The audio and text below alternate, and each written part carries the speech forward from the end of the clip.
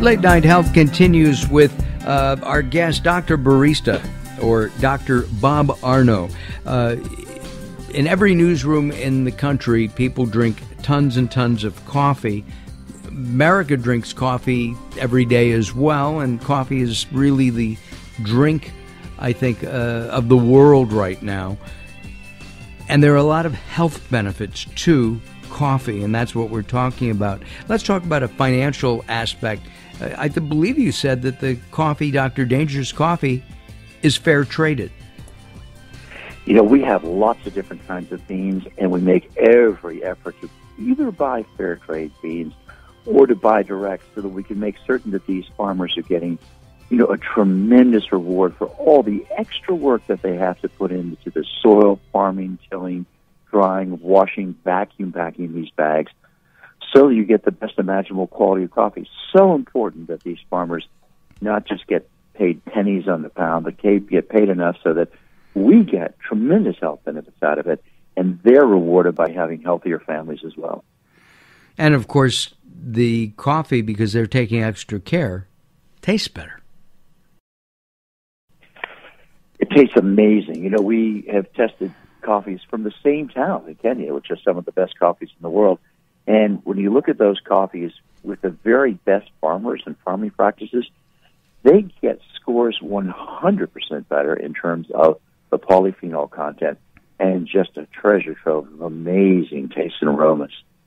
What about the fact that planting specific coffee plants can help with global warming? Though some political pundits right now are saying there is no global warming, I'm going to go with the fact that there is global warming and we need to reduce it. Coffee can do that too?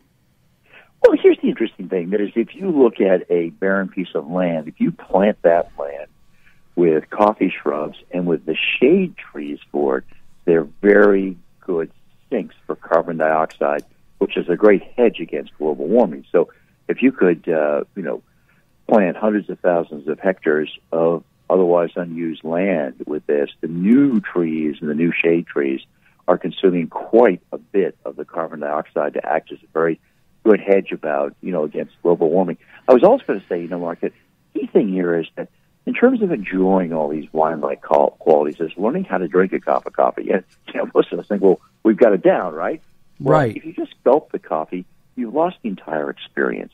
If you, first of all, smell it, there are actual antioxidants in the vapors that are coming off the coffee. Is that why it smells so good? That's part of why it smells so good. Those aromatics are what make it. But the interesting thing is it's not a matter of coffee tasting good.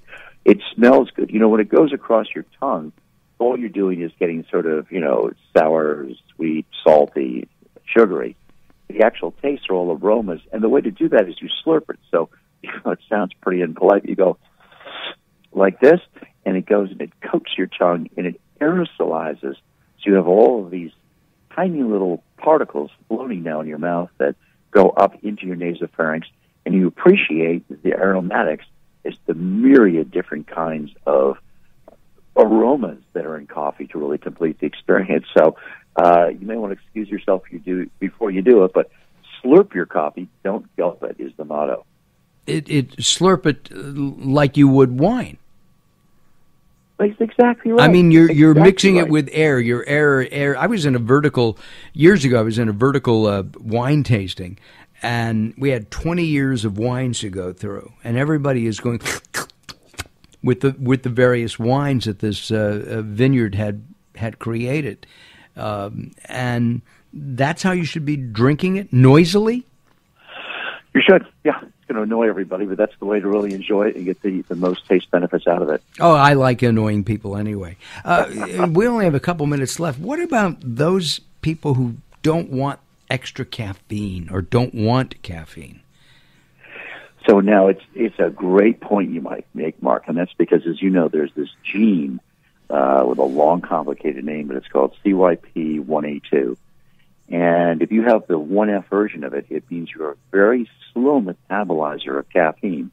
And so if you were to have 6 cups of coffee a day, or I would have a SWAT team chasing me down the highway in a road rage engine on the way to and from work. I mean, it's just too much caffeine in your system. So if you're caffeine sensitive, I mean, you can't have more than 1 cup a day, consider the decafs. I mean, the really high-quality decafs. You know, with the Dr. Danger coffee, we have one called Night Ops. Fun name, but it's a very good Ethiopian coffee that has amazing taste, has tremendous amounts of polyphenols.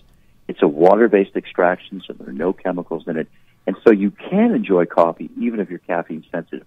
And that's important, because a lot of times they were using an acid to reduce the to take out the caffeine. Well, look at this Descamex system in Mexico. It's wonderful because it's a pure water-based system for taking caffeine out.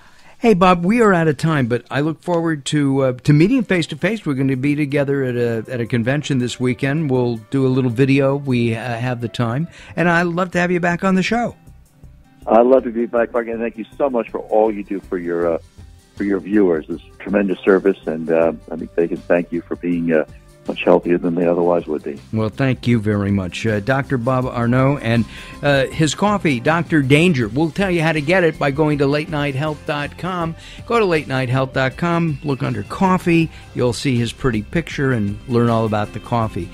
Coming up next, we are going to talk about overcoming the bad things that happen with a young woman who grew up in war-torn Laos, and today she helps people really get back on their feet. It's a really great story. Coming up next on Late Night Health.